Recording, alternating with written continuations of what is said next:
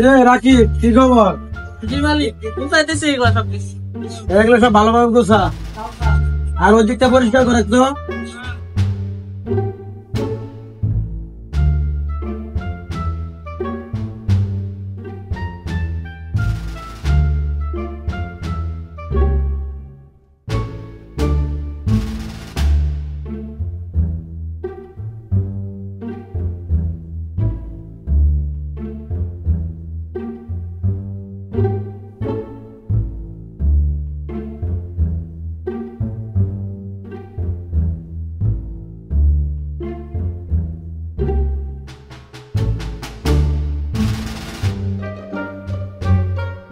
রাখি, তোর একটু ব্যাংকে পাঠাই, ব্যাংকে যেতে পারবি?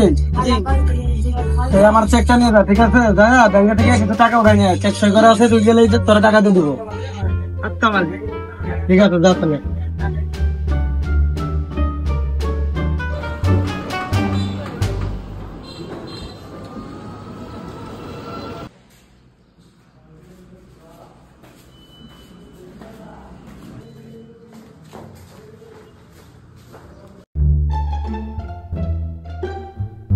মালিক, এই যে আপনার চেক বই আর টাকাটা।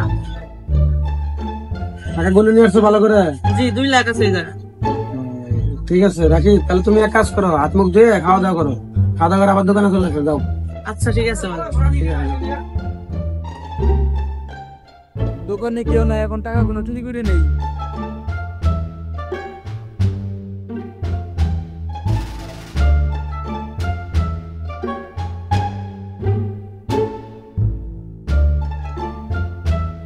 রাখি ওদিকে তো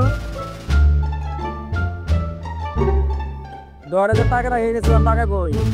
মালিক আমি তো জানি, আমি তো কাজ করতেছিলাম। তুই কাজ করলি, দোকানের কেউ আসলো নাকি যে টাকাটা কই গেল? তো দেখুন। দেখছ নাই মানে? টাকা তো তুই নিছ, টাকা তুই নিছ, টাকা বের কর। মালিক আমি তো নেই না, আমি ওই জায়গায় কাজ করতেছিলাম। তোর পকেটে চেক কর, টাকা আছে? নাই মালিক। দাঁড়া, তোরা তো নিয়ে আসছে, আমি তারে বললি। শরীফ, হ্যাঁ বলেন ভাই। তোরে বলছিলাম ভালো একটা ছেলে এনে দেওয়ার জন্য, বুঝছস? তুই এমন একটা ছেলে এনে দিলি, তোর ছেলে কি করছে জানোস? কি করছে ভাই? আজকে ডয়ার থেকে হ্যাঁ, বান্ডিল থেকে টাকা বের করে নিছে। এই কাজ করছো? হ্যাঁ, এটাই করছে। আমি ওরে এত বিশ্বাস করলাম, ওরে আমি ব্যাংকে পাঠাই, ওরে আমি দোকানে রাইখা যাই, ও আবার আমার ডয়ার থেকে টাকা নিল। কাজটা কি ভালো করলো বল? না না, মোটেও কাজটা ঠিক করে নাই। এখন ওই বিচারটা তোরে দিলাম, তুই কি করবি কর। এই তুই কাজটা কি করছস? এত সুন্দর মালিক দিয়েছিলাম তোরা কাজ করার জন্য, জানোস তুই মালিকের ব্যবহার এত ভালো, আর তুই কিনা এই মালিকের সাথে ব্যবহার করলি? চল, তোর দোকান থেকে আজকে বের করে দিব, চল।